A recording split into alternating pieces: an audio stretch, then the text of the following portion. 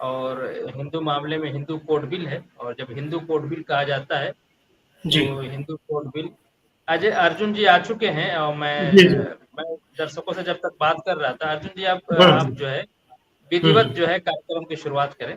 हम्म। आजकल जो है यूनिफॉर्म सिविल कोड की बहुत बात हो रही है, जब से देश के प्रधानमंत्री नरेंद्र मोदी ने मध्य प्रदेश के भोपाल में एक भाषण में इसकी बात उठाई कि देश में संविधान में भी यूनिफॉर्म सिविल कोड की बात है, सुप्रीम कोर्ट भी कह रहा है कि यूनिफॉर्म सिविल कोड आना चाहिए, लेकिन फिर भी नहीं आ रहा है। तो इसी विषय पर आज हमारे साथ बात करने के लिए जुड़े हैं डॉक्टर फैयाज अहमद फैजी, जो कि पसमानदा एक्टिविस्ट हैं, वैसे तो ऑथर भी हैं, ट्रांसलेटर हैं, कॉलमनिस्ट हैं, मीडिया पैनलिस्ट हैं और बाय प्रोफेशन डॉक्टर हैं। सर बहुत स्वागत है आपका।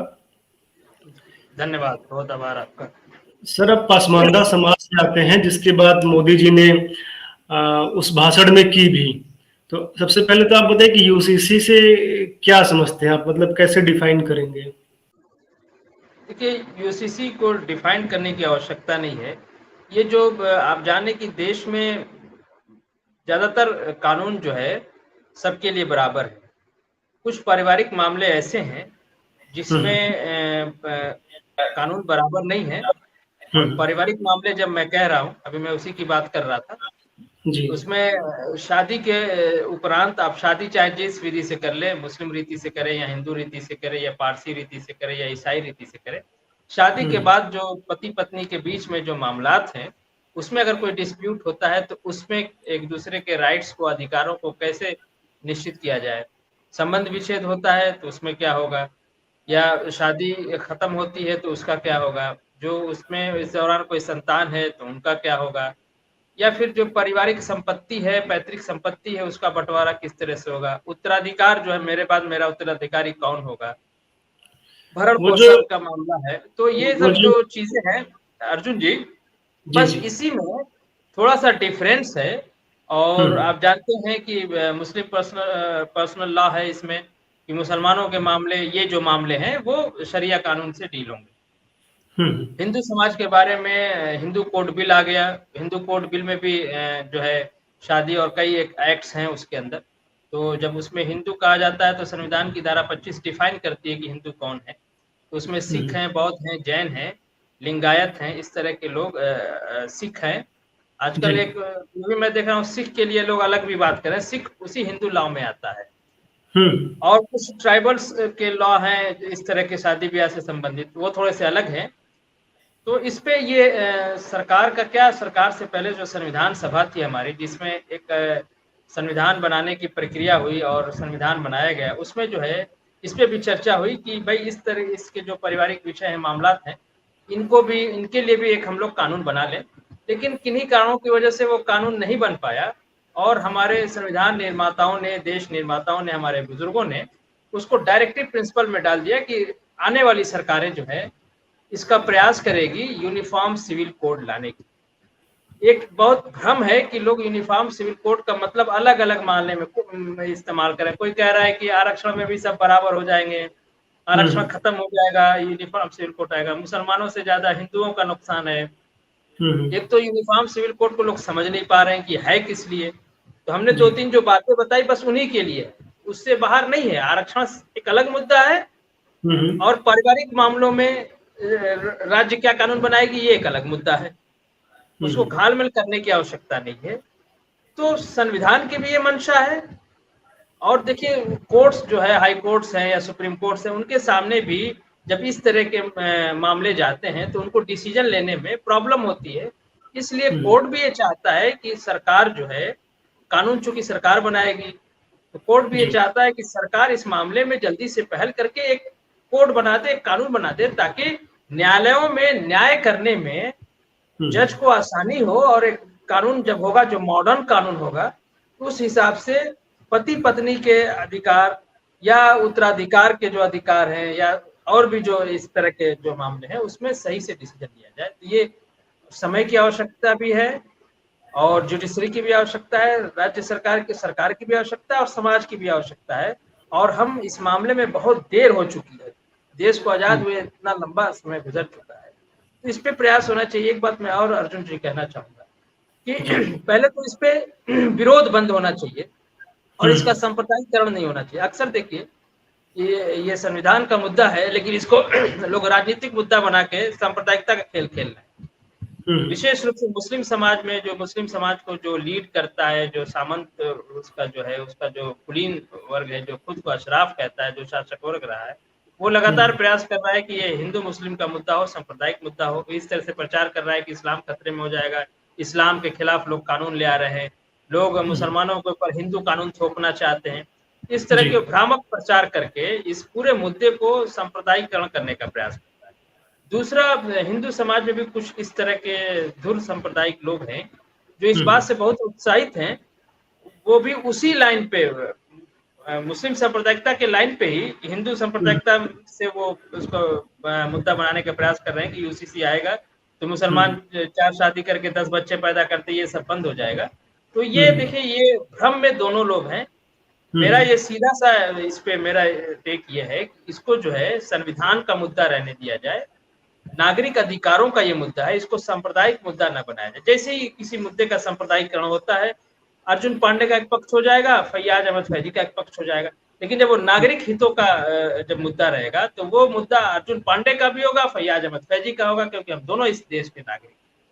इस पे उसका नहीं होना चाहिए, हमें इसका प्रयास करना चाहिए। और अर्जुन पांडे और फैयाज अहमद फैजी जैसे लोगों का और इस देश के बुद्धिजीवियों का ये प्रयास होना चाहिए कि नागरिक अधिकार का मुद्दा है, नागरिक अधिकार का मुद्दा रहे, पहली चीज। और उसी कड़ी में हम लोग ये चर्चा भी कर रहे हैं, जागरूकता, और लोगों को जागरूक भी करना चाहिए कि जो यूसीसी को लेके जो एक भ्रम फैला, उस पर पता चले कि यूसीसी क्या है, किस किस के लिए कानून बनना है। ये एक मोटी मोटी बात। दूसरी इसमें सबसे इंपॉर्टेंट बात मैं ये कहना चाह रहा था कि जब इसकी ड्राफ्टिंग होगी, पहले तो एक आम तौर से एक सहमति बने कि नहीं, यूसीसी आवश्यकता है और यूसीसी पे सारे लोग सहमत हो, क्योंकि ये संविधान का मंशा है, पहली चीज। दूसरी चीज, अब यूसीसी में ड्राफ्ट बने कि संबंध विच्छेद कैसे होगा। दो लोग शादी कर चुके हैं और शादी उनकी ठीक नहीं चले, तो उनका संबंध विच्छेद कैसे होगा। जो अगर उसके बीच संतान है तो संतान का भरण पोषण और क्या है होगा, उत्तराधिकार के, इस पे जो कानून के जो ड्राफ्टिंग जब आ जाएगी, तो उस ड्राफ्टिंग पे भी मैं उस पे एक अलग से स्वस्थ चर्चा होनी चाहिए। हिंदू मुसलमान करके चर्चा नहीं होनी चाहिए। देश के नागरिक, चाहे वो महिला हो पुरुष हो, शादी ब्याह, उत्तराधिकार और फैमिली मामले जो है, पारिवारिक मामले हैं, उसमें किसी के साथ अन्याय न होने पाए, चाहे ना महिला के साथ अन्याय होने पाए, चाहे पुरुष के साथ अन्याय होने पाए। उस ड्राफ्ट पे एक राष्ट्रव्यापी बहस होनी चाहिए, उसके बाद बहुत ही सकारात्मक रूप से उसको लागू किया जाना चाहिए। और लॉ कमीशन इस तरफ कदम बढ़ा भी रहा है, उसने पूरे देश से सुझाव भी मांगे हैं, और मैं पूरा आशान्वित हूं कि एक अच्छा ड्राफ्ट हम लोगों के सामने देखने को मिलेगा। जी, मध्य प्रदेश के भोपाल में जब मोदी जी भाषण कर रहे थे, तो उन्होंने अपने भाषण में एक बात कही यूसीसी को लेकर, यूनिफॉर्म सिविल कोड में। उसमें पसमानदा समाज का उन्होंने जिक्र किया। उन्होंने कहा कि अशराफ समाज बड़ा शोषण करता है, बराबरी का उनको स्थान नहीं देता है, अछूत मानता है, इस तरह की बातें उन्होंने कही। और देखा जाए तो ये जो विरोध कर रहे हैं, चाहे ओवैसी हो गए या all India Muslim personal law board है, इसमें आप कहते हैं कि अधिकतर अशरफ समाज के ही लोग हैं, पसमानदा समाज का रिप्रेजेंटेशन वहां पे नहीं है। तो क्या कंसेप्ट है, मतलब क्या अशरफ को इससे नुकसान है, पसमानदा समाज को नहीं है, क्या मतलब है ये? नहीं, देखिए, मुस्लिम समाज को जो लीड करता है वो अशराफ वर्ग है, और अशराफ वर्ग इस देश में शासक रहा है। थोड़ा सा बैकग्राउंड समझिए क्यों इस तरह की बातें करता है। और अंग्रेजों के आने के बाद जब उनका सत्ता वर्चस्व खत्म होने लगा, तो उन्होंने अपने सत्ता वर्चस्व को मेंटेन करने के लिए, बनाए रखने के लिए मुस्लिम सांप्रदायिकता का खेल खेला। टू नेशन थ्योरी और सेपरेट इलेक्टोरेट उसी के सब पार्ट थे।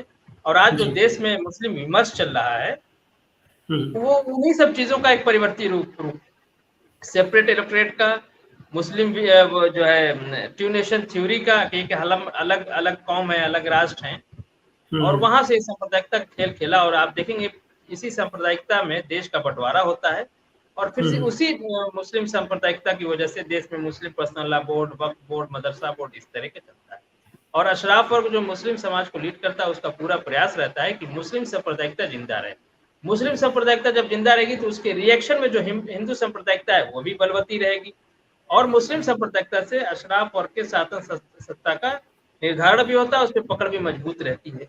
कहीं दंगा फसाद हो जाए किसी लाइन पे, तो फिर वो रोना गाना, विक्टिम कार्ड खेलना। और ये बात सही भी है कि भाई दंगे में लोग मार दिए गए, अब उसमें जो सत्ता की तरफ से जो रिहेबिलिटेशन या इस तरह की कुछ चीजें आती है कि चलो भाई इनको राज्यसभा भेज दो, मंत्री बना दो, मुसलमानों का जो तुष्टिकरण होता है, तो फिर अशराफ वर्ग को इसमें होता है। तो मुस्लिम जो अशराफ वर्ग है उसका हमेशा ये प्रयास होता है कि हर मुद्दे को वो सांप्रदायिक रंग दे। इसीलिए आप देखेंगे कि वंदे मातरम में भी वो हिंदू मुसलमान कर देते हैं, ये हराम है वो हराम है ऐसे। तो यूसीसी तो बहुत बड़ा मुद्दा है, उसी कड़ी में उनकी वो मानसिकता है अपने को अलग दिखाने की, अलगाववाद की मानसिकता है, अलग दिखाने की। पाकिस्तान लेने के बाद भी वो भारत के अंदर एक अलग से अपना अलीगढ़ मुस्लिम यूनिवर्सिटी, जहाँ किसी तरह का कोई आरक्षण नहीं है, जहाँ ये जामिया मिल्लिया इस्लामिया इंटीग्रल यूनिवर्सिटी लखनऊ का, या फिर जो संस्थाएं हैं, मुस्लिम पर्सनल लॉ बोर्ड है, मिल्ली काउंसिल है, जमात इस्लामी है, तबलीगी जमात है, जमात उलमा हिंद है, इस तरह की चीजें हैं, वो अलग से उसी मुस्लिम विमर्श का पार्ट है, वैसी एक अलग से राजनीतिक पार्टी चलाते हैं। तो इनका मेन काम है मुस्लिम संप्रदाय। तो ये अब देखिए आजकल मुस्लिम पर्सनल लॉ बोर्ड क्या कर रहा है। एक तो मुस्लिम पर्सनल लॉ बोर्ड को सारे मुसलमानों को रिप्रेजेंट करने का कोई नैतिक अधिकार नहीं, क्योंकि वो एक अलोकतांत्रिक संगठन है। दूसरा, उसमें 90% मुसलमानों का एक भाग है जिसको हम देशज पसमानदा कहते हैं, उसकी कोई भागीदारी नहीं है। महिला इक्का दुक्का है उसमें, तो उन्हीं के घरों की महिलाएं हैं, उसकी भी कोई उस तरह से भागीदारी नहीं है। तो सिर्फ 5% अशराफ मर्दों का वो संगठन है, और वो सारे मुसलमानों का प्रतिनिधित्व करने का दावा करते हैं। उनको कोई नैतिक अधिकार नहीं, वहां चुनाव भी नहीं होता, मरने के बाद ही अध्यक्ष बदला जाता है। तो ये है मुस्लिम पर्सनल लॉ बोर्ड। लेकिन देश का दुर्भाग्य है कि इस देश के बुद्धिजीवी और सरकार भी मुस्लिम पर्सनल लॉ बोर्ड को बहुत ज्यादा भाव दिया जाता है।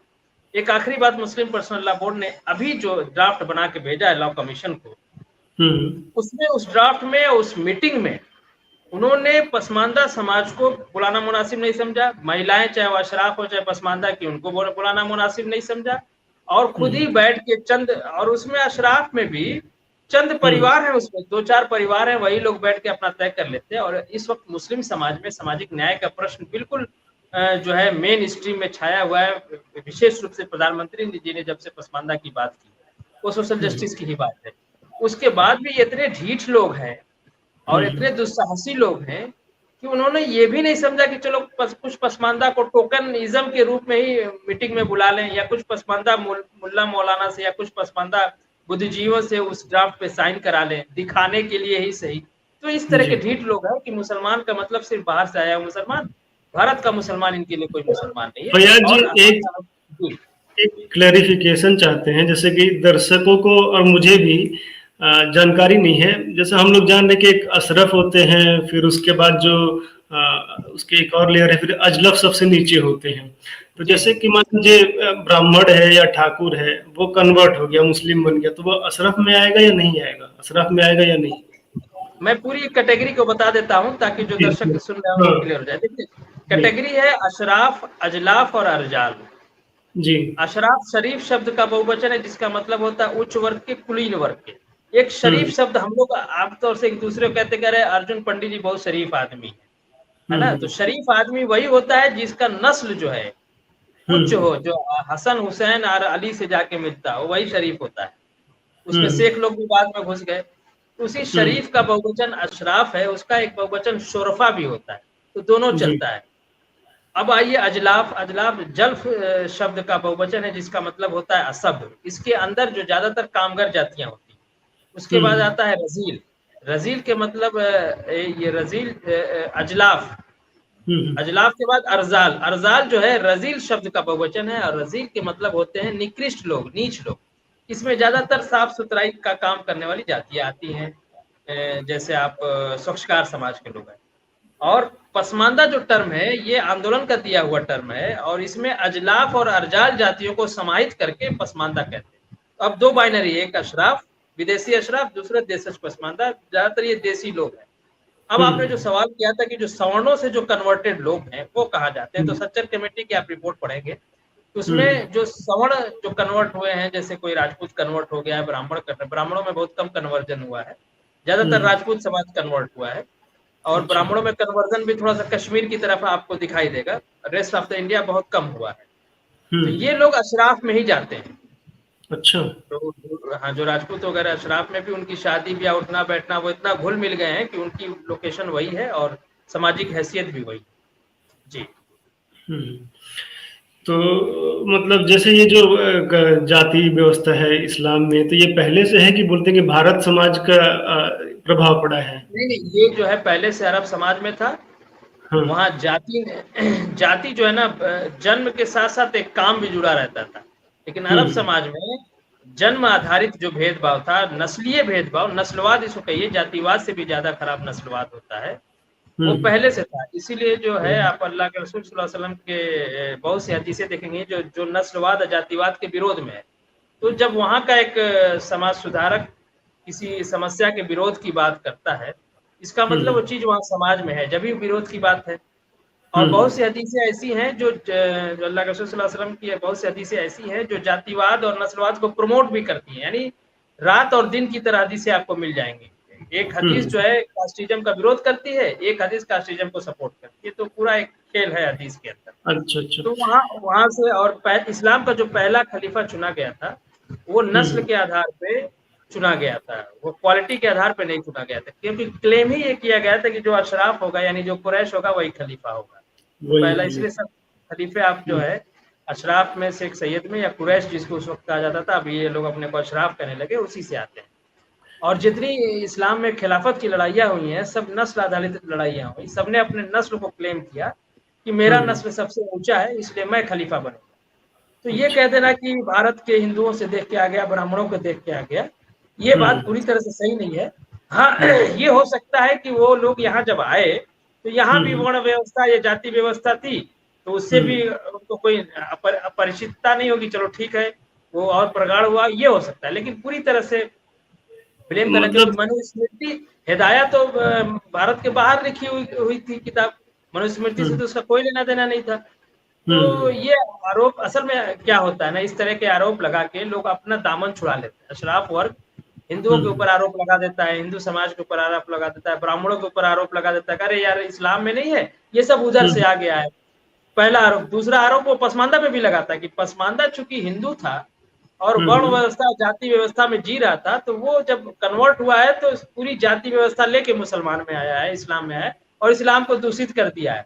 जबकि ये गलत बात है। अगर मान लीजिए मैं जाति व्यवस्था से पीड़ित भी था, तो उसे हम्म। लेके क्यों आऊंगा, उसे छोड़ के ना आऊंगा। बिल्कुल। मैं जिस चीज से पीड़ित हूँ, तो मैं हाँ उसे हाँ। छोड़ के आऊंगा, लेके थोड़ी आऊंगा। तो बिल्कुल। ये एक मिथक है कि जाति व्यवस्था हिंदू धर्म में थी, उससे मुसलमानों को दूषित हुए, अरब में भी था, इसीलिए वहां से वो लेके नस्लवाद यहाँ आए। जी। हम्म। अच्छा, अभी क्या क्या भेदभाव पसमानदा समाज के साथ होता है? मतलब क्या उनकी कब्रें अलग होती हैं, मस्जिदें अलग होती हैं, ऐसा हाँ कुछ बिल्कुल, है? आप बनारस में है, बनारस में पीली कोठी के पास आप जाइएगा, वहाँ जी। मेहतर की एक मस्जिद है। पीली कोठी मेहतर, के पास अच्छा। आप जाइएगा, मैं एड्रेस दे दूंगा, आप वहाँ पे हाँ चले हाँ। जाइए, हाँ जाके देख आइएगा आप। उसमें चूंकि वो मेहतर की मस्जिद है, हाँ। लेकिन अब उसमें जो है बुनकर समाज के लोग भी नमाज पढ़ते हैं। अच्छा। दूसरा, कब्रिस्तान आपको हर इलाके में अलग अलग जातियों के कब्रिस्तान मिल जाएंगे। बड़े लोगों के हम्म। कब्रिस्तान हमेशा अलग होते हैं, अशराफ लोगों के, पसमानदा हम्म। कब्रिस्तान हमेशा अलग होते हैं ज्यादातर जगह पे। कुछ जगह पे कंबाइंड कब्रिस्तान भी आपको मिल जाएगी, लेकिन आमतौर से परिवार विशेष के जो राजा नवाब जमींदार रहे हैं अशराफ क्लास, उनके कब्रिस्तान आपको बिल्कुल अलग मिलेंगे। बनारस में भी आप देख लीजिएगा, तकिया उकिया जो कहलाता है, कब्रिस्तान को हम्म। तकिया भी कहते हैं। और हम्म। मस्जिदों में भी, जैसे बना आजमगढ़ के अंदर एक जो है नटहरिया की मस्जिद है, नटों की मस्जिद है, धोबियाने की हम्म। मस्जिद है, धोबियों की मस्जिद है, और भटवा की मस्जिद है। भाट एक जात होती थी, और वो अच्छा। उस मस्जिद को तिड़ी राय नाम के एक भाट ने बनाया था, जो मुसलमान थे। तिड़ी राय नाम था, नाम से ही आप समझ लीजिए हिंदू नाम था। हाँ और हाँ। उसको बाद में उसमें अशराफ लोगों ने कब्जा कर लिया, तो अब वो लाहिडी बाजार में है, आजमगढ़ में हम्म। वो निजामाबाद तहसील में एक लाहिडी बाजार है। हम्म। तो लेकिन अब उसमें सब लोग नमाज पढ़ते हैं, लेकिन जो नटहरिया की मस्जिद है, धोबियाने की मस्जिद में बता रहा हूँ आजमगढ़ में, वहाँ आज भी धोबी और नटही उसमें नमाज पढ़ते हैं। तो मस्जिदें, और जातिगत नाम से, मैं रांची गया था, वहां भी मैंने मस्जिद राइन देखा है, दिल्ली में भी है, लखनऊ में भी पत्थर कट्टा की मस्जिद है। पत्थर कट्टा एक जाति होती है। तो हम्म। जातिगत नाम से भी मस्जिदें हैं जिसमें सभी लोग नमाज पढ़ते हैं। नमाज तो सब पढ़ते हैं, लेकिन उस मस्जिद का नाम जाति विशेष के नाम पे है। उस जाति विशेष के लोगों का इलाका रहा होगा उस जमाने में, या उन लोगों ने बनवाया होगा। तो इससे पता चलता है कि जातिगत भेदभाव और छुआछूत खूब आराम से है। छुआछूत भी है। ईद के दिन कोई नट धोबी लालखोर मेहतर के घर सेवई खाने नहीं जाता है। अब हमारा हिंदू दोस्त आके हमारे घर ईद के दिन सेवई खा लेता है, लेकिन हमारा मुसलमान जो लोअर कास्ट है हमारे घर, उसकी हिम्मत नहीं पड़ती आके सेवई खा ले, आप समझ रहे हैं? तो हम्म। खुलेआम इस तरह का है। बाकी शिया सुन्नी की मस्जिदें भी अलग होती हैं। अच्छा ये बताइए शिया जो सुन्नी, हाँ, उनकी तो देखिए होती एक ही। एक मसलक का विभेद है, जो धर्म के उप संप्रदाय है, जो वैचारिक रूप से, जैसे शिया है, सुन्नी है। अब शिया के अंदर इस्ना अशरी है, खोजा है, जैदी है, इस्माइली है, या अभी बोहरा है, ये शिया के सब हो गए। सुन्नी में देवबंदी, बरेलवी, वहाबी, ये हो गए। इनकी सब मस्जिदें अलग अलग होती हैं, उसमें भी आने जाने में कहीं कहीं पाबंदी होती है। एक नस्लीय भेद है, जाति का भेद है, और दूसरा एक धर्म के वैचारिकी का भी विभेद है, जिसको शिया सुन्नी कह लीजिए, और इधर हम्म। अशराफ पसमानदा कह लीजिए। तो नस्लवाद भी है, जातिवाद भी है, और जो संप्रदाय का अलग अलग आपस में है, उस वैचारिकी, धार्मिक वैचारिकी, उसका भी। अच्छा जो हलाला का कंसेप्ट है कि तलाक होने के बाद हलाला जो होता है, तो उसमें जो मौलवी वगैरह हलाला करते हैं तो अशराफ समाज से ही आते होंगे। तो जाहिर सी बात है। तो और उनसे उसमें आते देखिए तो ये मौलवी जो है पसमानदा समाज यूनिफॉर्म, से भी आते हैं। हाँ जी, यूनिफॉर्म सिविल कोड लग जाएगा तो उनका ये सारा जो बिजनेस है हलाला करने का, इस तरह की चीजें समाप्त हो जाएंगी। तो क्या इसलिए भी यूनिफॉर्म अधिक विरोध? सिविल कोड लगने से जो हाँ। धार्मिक कानून है, आप जानते हैं धार्मिक कानून, चाहे वो हिंदुओं का हो चाहे मुसलमानों का हो, वो बहुत पहले लिखे गए थे। हाँ। तो उसमें कहीं न कहीं पैट्रियार्की या सत्तात्मक चीजें भी दिखाई देती हैं। अब हिंदू हम्म। कोड बिल आने के बाद भी अभी बहुत सी चीजें ऐसी हैं हिंदू समाज में, जिसको हम्म। रिफॉर्म की आवश्यकता है। असल में जी। यूसीसी को लेकर जो दुष्प्रचार है ना, कि सिर्फ मुसलमानों के लिए आ रहा है, ये बहुत गलत बात है। इसमें बहुत से जो, देखिए आपका हिंदू कोड बिल भी खत्म हो जाएगा। हम्म। जब यूनिफॉर्म सिविल कोड आएगा तो हिंदू कोड बिल खत्म हो जाएगा। जी। हाँ। जैसे शरिया कानून खत्म हो जाएंगे, हिंदू कोड बिल भी, हालांकि वो हमारे सेकुलर राज्य ने बनाया था 1956 में, जिसको लेके बहुत विरोध भी हुआ था। उसमें भी हम्म। बहुत सी विसंगतियां हैं, उस विसंगतियों को भी दूर किया जाएगा। यही तो हम कह रहे हैं कि उस पर जब ड्राफ्ट आएगा, तो मैं पूरा आशान्वित हूं कि बढ़िया ड्राफ्ट आएगा, तो सबके लिए होगा। और मुस्लिम समाज में ज्यादा रिफॉर्म होगा, क्योंकि मुस्लिम समाज अभी भी 150 साल पुरानी उसमें चल रहा है। हिंदू कोड बिल चूंकि नया है और उसके अंदर बहुत सी सुधार किया गया है। हिंदू जो याज्ञवल्क या उसका जो याज्ञवल्क का जो टीका मिताक्षरा के नाम से लिखा गया, या मनुस्मृति का जो भी था, उसमें बहुत सुधार किया, उसमें और भी सुधार की आवश्यकता है। और कुछ कल्चरल चीजें होती हैं, जैसे लड़कियां हमारे हिंदू कल्चर में या पसमानदा कल्चर में, जो भारतीय कल्चर है, उसमें लड़कियां अपने हम्म। भाइयों से, पिता से पैतृक संपत्ति में नहीं लेती हैं। जी। जबकि पसमानदा जिस धर्म को मानता है, उसका पर्सनल लॉ ये कहता है कि 25% उसको मिलेगा। और हिंदू हम्म। जिस हिंदू कोड बिल के अनुसार गवर्न होता है, उसमें कहा कि आधा हिस्सा लड़की का भी होगा। तो लड़कियां हम्म। आमतौर से नहीं लेती हैं, क्योंकि हमारा भारतीय जो कल्चर है ना, उसमें लेना नहीं। हमारे, मेरी बुआ जी थी, मेरे फूफा आईएएस थे। हमने उनसे कहा कि आप अपना क्यों नहीं लेती है, तो वो कहती, अरे तोबा तोबा। तोबा हमारे यहाँ जब कहते हैं जब कोई गुनाह का काम या खराब का काम लोग करते हैं। जबकि हम्म। उनका इस्लामिक हक तो 25% बन रहा है ना भाई, नहीं आधा बन रहा है तो। लेकिन वो हम्म। भी क्योंकि उनका कल्चर नहीं था। आज भी आप देख लीजिए, हिंदू हम्म। लड़कियां जानती हैं कि उनको हिंदू कोड बिल के हिसाब कोर्ट में खड़ी हो जाएंगी तो उन्हें मिल जाएगा, लेकिन वो उसको हाँ। लेना पाप समझती हैं। तो कहीं ना कहीं हमारे कॉन्शियस में, हमारे अंतरात्मा में, हम जिस धर्म को मानते हैं, उनकी जो पुरानी चीजें हैं कल्चर के रूप में जो हमारे साथ रहती हैं, वो भी रहती है। तो हम्म। उसका भी एक कल्चर भी एक बहुत बड़ा इशू है। और कल्चर की जब आप बात करेंगे, तो अशराफ का कल्चर विदेशी कल्चर है, अरबी ईरानी कल्चर, हमारा देसी कल्चर है। मैं कभी नहीं चाहूंगा कि मेरा बहनोई जो है कोई दूसरी लड़की ला के रखे हमारी बहन के साथ, चाहे मैं जितना बड़ा मुसलमान बन जाऊं। जबकि इस्लाम में इट्स ओके, पॉलीगैमी, मुसलमान में 4 शादी इजाजत है। लेकिन मैं कभी नहीं हम्म। चाहूंगा, मैं कभी नहीं चाहूंगा कि मेरी माता की जगह जो है कोई दूसरा दूसरा है, भले ही वो मलका विक्टोरिया होगी, अपने जगह की होगी। तो हमारा हम्म। कल्चर जो है, पसमानदा का कल्चर देसी कल्चर है। लेकिन हाँ। अशराफ क्या क्या होता है कि उसका नौजवान लड़का अपने बूढ़े बाप के बाल और रंग के दाढ़ी रंग के दूल्हा बना के ले जाता है दूसरी अम्मा लाने के लिए। तो उनका कल्चर है, उनको वो बुरा नहीं लगता। हमें इसलिए बुरा लगता है कि हमारा कल्चर अलग है। धर्म तो हम्म। हमारा उनका एक है, लेकिन कल्चर हम्म। हमारा अलग है। तो यूसीसी में कल्चर भी एक बहुत बड़ा मतलब रखता है, और इसको भी कंसीडर करके ड्राफ्टिंग जानी चाहिए। और मुझे लगता है कि जो कानूनविद है उसका ध्यान रखते भी हैं। जब हिंदू कोड बिल आया तो उस वक्त भी इसकी बहुत चर्चा हुई थी। और एक बात मैं और कह दूं, जी। कल्चर की बात हो रही है, हमारा देसी कल्चर है। मैं बलिया से आता हूँ, बिरवा आश्रम से। हम्म। तो हमारा एक हम्म। देसी कल्चर है, और मैं संयुक्त परिवार से हूँ। आज भी हमारा परिवार संयुक्त है। भले ही हम्म। लोग जगह जगह काम कर रहे हैं, देश में कई जगह हम भाई लोग काम कर रहे हैं, लेकिन हमारा जो मस्तिष्क का जो सेटअप है ना, वो संयुक्त परिवार का सेटअप है। तो लेकिन संयुक्त परिवार के लिए जो टैक्स में छूट मिलती है ना, सिर्फ हिंदू समाज को मिलता है। जी। मैं मुसलमान हूं इसलिए नहीं मिला। तो संविधान ये कहता है कि धर्म के आधार पर किसी के साथ भेदभाव नहीं हो सकता है। ये बात कोई नहीं बता रहा है। सारे अशराफ उलमा कह रहे हैं कि हमारे ऊपर धर्म के आधार पर भेदभाव नहीं होना चाहिए, हमारे ऊपर हिंदुओं कानून थोपा जा रहा है। ये गलत बात है। सही बात यह है कि मुसलमान होने का मुझे नुकसान हो रहा है, क्योंकि मैं जिस कल्चर से आता हूँ, संयुक्त परिवार कल्चर, तो मुझे भी छूट मिलना चाहिए। तो जब यूसीसी आ जाएगी तो इस तरह की विसंगतियां भी दूर हो जाएंगी। जो कल्चर की बात है यह, तो न सिर्फ मुस्लिम समाज बल्कि हिंदू समाज और भी जो अन्य समाज है, उन सब को एक बहुत ही परिष्कृत और बहुत ही आधुनिक कानून मिलने जा रहा है, और इसका स्वागत किया जाना चाहिए। और ड्राफ्ट जब आएगा तो उस पर फिर अलग से हम बहस कर सकते हैं, लेकिन पहले इसका स्वागत किया जाना चाहिए कि एक तरह का कानून हो जाए, ताकि न्यायालय को और समाज को भ्रम में न पड़े और किसी के अधिकार का हनन न होने पाए, चाहे वो महिला हो या पुरुष। एक बात अब तक जो कानून है, विशेष रूप से जो शरिया कानून है, उसमें बहुत ज्यादा भेदभाव है। एक उदाहरण और दे देता हूँ। अगर मैं हूँ, मेरे पिताजी, मेरे दादाजी हैं। अगर मेरे दादाजी की जीवन काल में मेरे पिताजी की मृत्यु हो जाती है, तो पैतृक संपत्ति में मुझे कुछ नहीं मिलेगा। आप मेरी बात समझ गए? यानी पोता अगर जिंदा है और बेटा मर गया, तो पैतृक संपत्ति में पोते को कुछ नहीं मिलेगा। तभी तो सीधा सीधा पुरुष के साथ डिस्क्रिमिनेशन हो रहा है ना। तो पोता जाएगा कहाँ? उसको कुछ नहीं मिलेगा तो क्या होगा? तो अब ये इतना बड़ा डिस्क्रिमिनेशन, इतना बड़ा भेदभाव, इतना बड़ा अधिकार का हनन हो रहा है शरिया के नाम पे।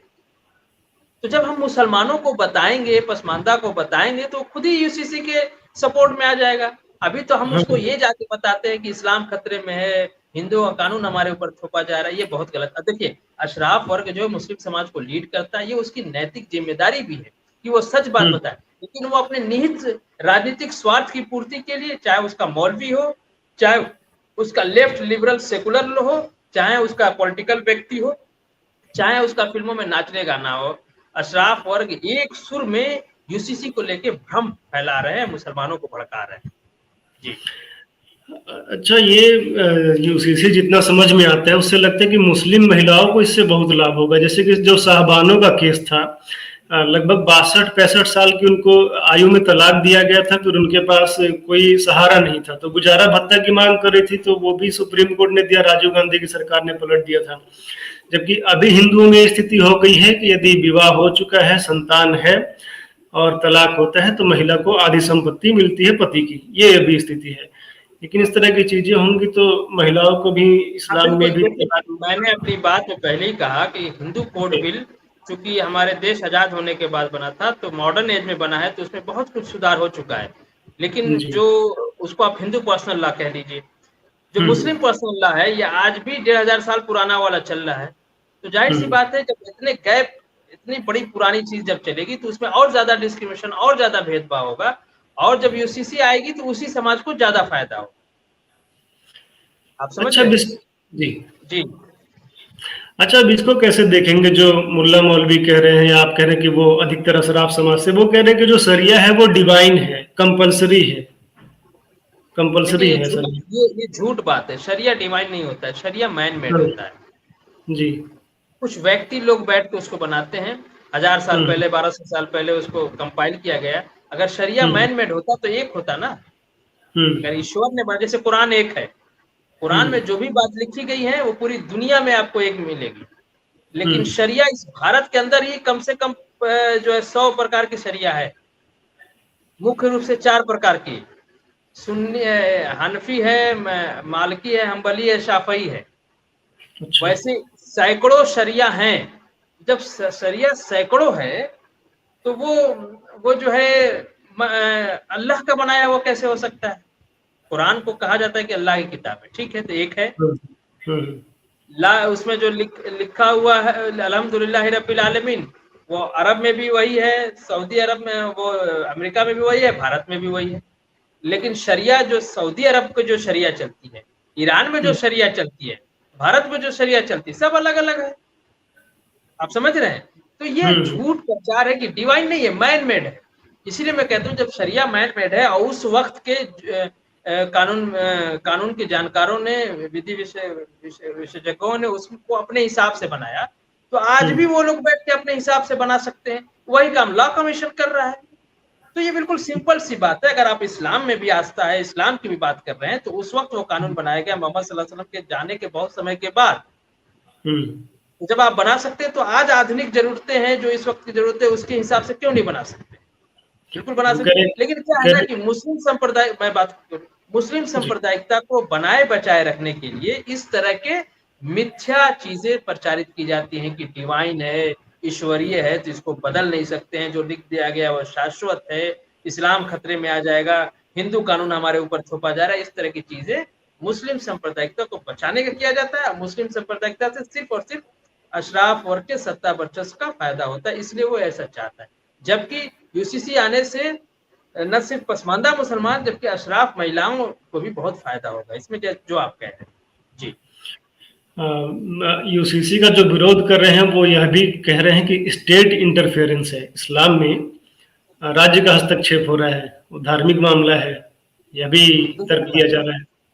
एक तो सेकुलरिज्म के कॉन्सेप्ट को, सबसे ज्यादा सेकुलरिज्म के लिए हल्ला कौन करता है? ये मोदी साहब लोग हल्ला करते हैं, अशराफ। हाय सेकुलरिज्म, हाय सेकुलरिज्म, मोदी जी आ गए, देश का सेकुलरिज्म खत्म हो जाएगा, संविधान खत्म हो जाएगा। अब मोदी जी संविधान लागू करना चाह रहे हैं तो फिर भी हाय हाय हो रहा है ना। मोदी जी तो उसी संविधान को लागू करने का प्रयास कर रहे हैं जो संविधान के बुजुर्ग छोड़ के गए हैं कि यूसीसी तुम ले आना, हम नहीं कर पाए तुम लोग कर लेना, यही तो संविधान कह रहा है। डायरेक्टिव प्रिंसिपल का यही मतलब होता है। अब वही संविधान मोदी जी लागू करना चाह रहे हैं, तो आप लोग कह रहे हैं, अब इससे पहले आप लोग मोदी जी पे आरोप लगाते थे कि मोदी जी संविधान खा रहे हैं, अब मोदी संविधान लगाना चाह रहे हैं तो भाग रहे हैं आप लोग। सेकुलरिज्म का मतलब हमें बताइए। सेकुलरिज्म देखिए क्या है, जो भी आर्टिकल है, चाहे आर्टिकल 29 है या और भी जो आर्टिकल्स हैं जो इससे डील करते हैं, उसमें सिर्फ धर्म के आध्यात्मिक स्वरूप को मानने की आज्ञा है। खूब अच्छे से समझिए संविधान क्या कहता है। जी। हम जाके मंदिर में शंख बजाएं, घंटी बजाएं, पूजा अर्चना करें, आप जाके मस्जिद में नमाज पढ़ें, मिलाद करें, इसकी आजादी। लेकिन हम चाहें कि सामाजिक मामले और राजनीतिक मामले हमारे धर्म के हिसाब से, मनुस्मृति या के हिसाब से हो, आप चाहें कि नहीं शरिया के हिसाब से सरकार बने, सामाजिक मामले तय हो, ये नहीं हो सकता है। राज्य की जिम्मेदारी है कि किसी भी नागरिक के अधिकार का अगर हनन होता है तो राज्य वहां आके उसकी रक्षा करे। आप धर्म के नाम पे भारत के किसी नागरिक का दोहन नहीं कर सकते, उत्पीड़न नहीं कर सकते कि साहब जो है, अब जैसे एक है हिंदू धर्म की बात है, जो कहा गया, मैंने कहीं पढ़ा नहीं, सुना है, अगर मैं गलत हूं तो मुझको क्षमा किया जाए, कि भाई अछूतों को मंदिर में नहीं जाने देना है। अब कोई आदमी ये कहे कि साहब, अगर सरकार कहती है, एक ऐसा कानून लाती है कि नहीं मंदिर में सब लोग जा सकते हैं, तो आप उस कानून का यह कह के विरोध करें कि भाई ये हमारे मजहबी मामले में आप हस्तक्षेप कर रहे हैं, हमारा धर्म कह रहा है कि हम अछूतों को नहीं जाने देंगे, आप क्यों हमारे मजहबी मामले में आ रहे हैं, तो ये नहीं चलेगा। उसी तरह से अगर कोई इस्लाम के नाम पे किसी पोते के राइट्स का हनन कर ले कि उसके बाप के मरने के बाद उसको पैतृक संपत्ति में हम जगह नहीं देंगे, तो ये ह्यूमन राइट्स की बात है, नागरिक अधिकार की बात है। यहाँ राज्य दखल डालेगा, यहाँ आपका धर्म नहीं चलेगा। तो खूब अच्छी तरह से ये बात समझ लेना है कि धर्म मानने की आजादी सिर्फ आध्यात्मिक स्वरूप को है। जहां कहीं जो राइट्स होंगे आपके हमारे बीच में, अगर कोई हम समझौता करते हैं और किसी वजह से हम लोग अलग होते हैं, मान लीजिए हम आपको कंपनी खोल रहे हैं, एक यूट्यूब चैनल ही खोल लिया, उसमें कुछ पैसे की, तो हमारा अगर उसमें कुछ डिस्प्यूट होगा तो आप ये नहीं कहेंगे साहब ये आके अलग से हम तय करेंगे, हम ये नहीं कहेंगे साहब शरिया से तय करेंगे। वहां फिर संविधान में जो कानून है, जो ट्रीटी है, जो भी नियम, उसके हिसाब से हो। तो खूब सेकुलरिज्म को समझने की आवश्यकता है। आप धर्म का आड़ लेके किसी के साथ अन्याय नहीं कर सकते, किसी का हलाला नहीं करा सकते, किसी की संपत्ति नहीं लूट सकते हैं। अब एक और बड़ा डिस्क्रिप्शन देखिए, मान लीजिए मेरी सिर्फ बेटी है, तो मेरी संपत्ति जो है उसको गई ना सारी की सारी। इस्लाम में ऐसा नहीं होता है। अच्छा। सिर्फ 25% उसको मिलेगा, बाकी जो संपत्ति है मेरे भाई को चला जाएगा। मेरा भाई नहीं है तो मेरे चचेरे भाई को चला जाएगा। अच्छा, आप समझ रहे हैं? वो सिर्फ 1/4 की ही अधिकारी है। मतलब कोई रहे ना रहे। तो राज्य यहाँ आएगा कि नहीं? देखिए, अगर मैं मर्डर कर दूं और मेरे बाप भाई कोई मुकदमा ना करे, तो राज्य मुकदमा करेगी, क्योंकि ये राज्य के खिलाफ अपराध है। कि आपने उसके नागरिक को मारा है। आप समझ रहे हैं? तो राज्य के खिलाफ अत्याचार। इसीलिए राज्य को समझिए, कानून को समझिए और धर्म को समझिए, धर्म के आध्यात्मिक स्वरूप को खूब मानिए। लेकिन अगर किसी के राइट्स वायलेट हो रहे हैं, अधिकारों का हनन हो रहा है, तो वहां राज्य आ जाएगी, उसका अधिकार तभी राज्य है, और राज्य का कॉन्सेप्ट तभी है। वरना राज्य का क्या मतलब? फिर तो अराजकता हो जाएगी। राज्य खत्म, अराजकता शुरू। आप चाहे वो करें, हम चाहे वो करें। पहले नर बलि दी जाती, देखिए एक बात, नर बलि दी जाती थी ना पहले, तो नर बलि, अब आप कहिए कि नहीं साहब हमारा धार्मिक मामला, इसमें आप हस्तक्षेप न करिए, हम नर बलि देंगे, तो ये नहीं चलेगा, क्योंकि ह्यूमन राइट्स की बात है, राज्य इसमें आ जाएगी। तो ये गलत बात है, ये सेकुलरिज्म का गलत प्रचार किया। दूसरा जो है, धार्मिक हस्तक्षेप को भी गलत डिफाइन किया जा रहा है। जी। अच्छा, जो सरिया की बात है कि सरिया डिवाइन है, सरिया ये है, सरिया होना ही चाहिए, तो पाकिस्तान जो इसीलिए बना था कि इस्लामिक परंपराओं को फॉलो करने के लिए, तो वहां भी तो सरिया अभी नहीं है, जहां तक जानकारी है। सही बात है। जी जी, वहाँ भी बहुत सी चीजों में मुझे पूरी तरह से जानकारी नहीं है, लेकिन वहाँ भी बहुत से 3 तलाक वगैरह इस तरह की चीजों में सुधार किया गया है। देखिए, वहां भी नहीं। पाकिस्तान जो है, न इस्लाम के लिए बनाया गया था, न मुसलमानों के लिए बनाया गया था। नाम उसका जरूर रखा गया कि हम इस्लाम के लिए। देखिए, धर्म का खेल खेलेंगे तभी तो, आज भी तो वही धर्म का खेल खेला जा रहा है कि इस्लाम खत्म हो जाएगा यूसीसी आने से, वो हमारे धार्मिक मामलों में हस्तक्षेप किया जा रहा है। अशराफवाद, जो अशराफ वर्ग है, जो शासक वर्ग है, वो अपने शासन सत्ता के लिए उसने पाकिस्तान बनाया। उसको लगा कि यार भारत में डेमोक्रेसी आ जाएगी, यहाँ चुनाव होगा, तो हम तो संख्या में कम है, हम तो कहीं से जीत नहीं पाएंगे। तो उनको कहा नहीं नहीं, फिर देश ही बांट लो, तो उन्होंने देश बांट लिया, हम वहां राजा रहेंगे। आप समझ रहे हैं? अगर वो इस्लाम के लिए बना होता तो पहले दिन से वहां शरिया कानून लग होता, वहां चुनाव क्यों होते, वहां फिर संविधान क्यों बनता, और वहां और भी चीजें, मॉडर्न स्टेट क्यों बनता है, रिपब्लिक क्यों कहा जाता है उसे, इस्लामिक रिपब्लिक ऑफ पाकिस्तान। अब जा रहे हैं कि पाकिस्तान को जो धर्मीकरण हुआ, वो एक जो फौजी शासक था, जियाउल हक शायद था, उसके जमाने में ज्यादा वहां राज्य का धर्मीकरण हुआ है। तो वहां पे वो अशराफवाद है, कुछ लोगों को अपनी सत्ता चाहिए थी, उसके लिए उन्होंने धर्म के नाम पे बांट लिया, और धर्म से कोई लेना देना नहीं। आज भी मुस्लिम पर्सनल लॉ बोर्ड या इस तरह के जो अशराफ हैं, जो ओवैसी वगैरह लोग हैं, उनको धर्म से कोई लेना देना नहीं है। वो धर्म की आड़ में अपने सत्ता वर्चस्व को बनाए रखना चाहते। यही बात हम लोग पसमानदा समाज में समझाने का प्रयास करते हैं। और पसमानदा समाज जब धर्म की बात आती, जैसे मैं ही आपसे आके कह दूं कि सरकार ये कानून बना रही है, हिंदू धर्म का बहुत बड़ा नुकसान हो जाएगा, तो आप जो है मुझ पे भरोसा करते हैं कि नहीं फैयाज भी पढ़े लिखे आदमी है, तो आप लाठी डंडा लेके निकल जाएंगे सरकार के खिलाफ कि ताला ऐसा कोई कानून हम नहीं बनने देंगे जिससे हमारा धर्म कानून हो जाए। अरे पंडित जी, पहले जानिए तो सरकार क्या ला रही है। आप समझ रहे हैं? मतलब कुल मिला के एक लाइन में आखिरी बात कहूं कि ये जागरूकता का अभाव है यूसीसी को लेकर, और ये अर्जुन पंडित की और फैयाज अहमद फैदी की ये सामूहिक जिम्मेदारी है, हम जैसे बुद्धिजीवियों की, देश के बुद्धिजीवियों की, एक सचेतनता का कार्यक्रम चलाएं, एक जागरूकता का कार्यक्रम चलाएं। और मैं समझता हूं कि आपने ये जो आज चर्चा रखी है, उसी कार्यक्रम की एक कड़ी है, ताकि देश में यूसीसी को लेके लोग जागरूक हों कि हाँ, यूसीसी क्या है, क्यों है और क्यों जरूरी है। इसके जितने भी दुष्प्रचार है वो खत्म हो जाएंगे। देखिए, मुस्लिम पर्सनल लॉ बोर्ड मेहनत कर रही है उस भ्रांति को बनाए रखने के लिए। हम लोग क्या मेहनत कर रहे हैं? आज यूट्यूब पे हम लोग बात कर रहे हैं।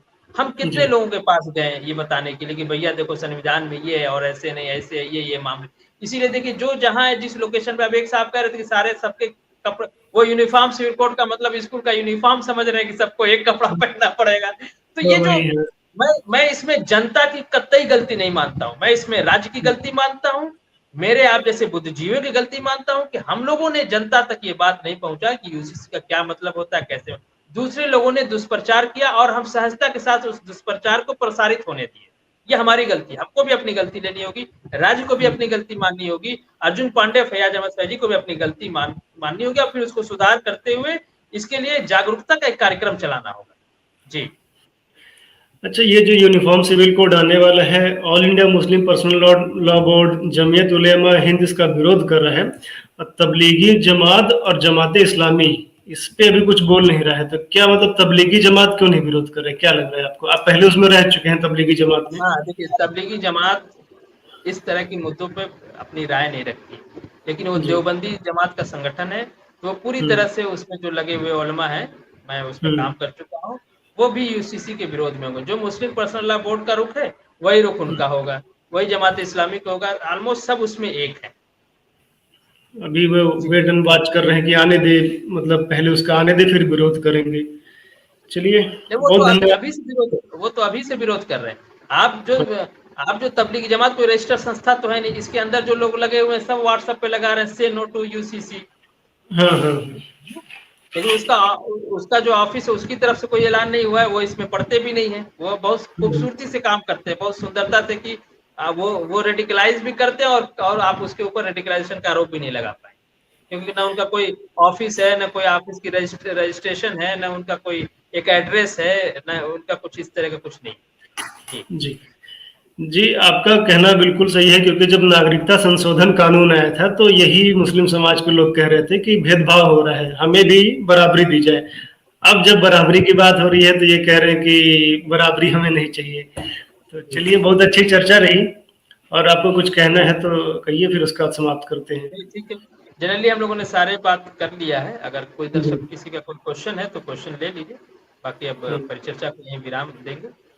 हाँ जी तकरीबन अभी लगभग सारी बातें आ गई हैं। हाँ हाँ, तो चलिए ठीक है, बहुत बहुत धन्यवाद आपका हमसे जुड़ने के लिए। आपका भी बहुत आभार, धन्यवाद। जी, और आप सभी दर्शकों का बहुत धन्यवाद। आप लोग ने देखे कि यूसीसी पे जिस प्रकार का भ्रम फैलाया जा रहा है, ऐसा कुछ है नहीं कि जो कहा जा रहा है कि बुर्के पे प्रतिबंध लग जाएगा या सभी को एक ही यूनिफॉर्म पहनना होगा या मुसलमानों को नमाज पढ़ने की अनुमति नहीं होगी, इस तरह की कोई चीज़ नहीं। क्योंकि जो गोवा है भारत का एकमात्र राज्य है, वहाँ भी तो यूनिफॉर्म सिविल कोड लागू है, वहाँ पे हिंदू मंदिर जाते हैं और मुस्लिम अपनी मस्जिद जाते हैं, नमाज पढ़ ही रहे हैं, सब कुछ है। लेकिन ये जो एक भ्रम फैलाया जा रहा है उसे तोड़ने की आवश्यकता है। आप लोग का बहुत धन्यवाद, आप लोग जुड़े रहिए, देखते रहिए प्यारा भारत। धन्यवाद।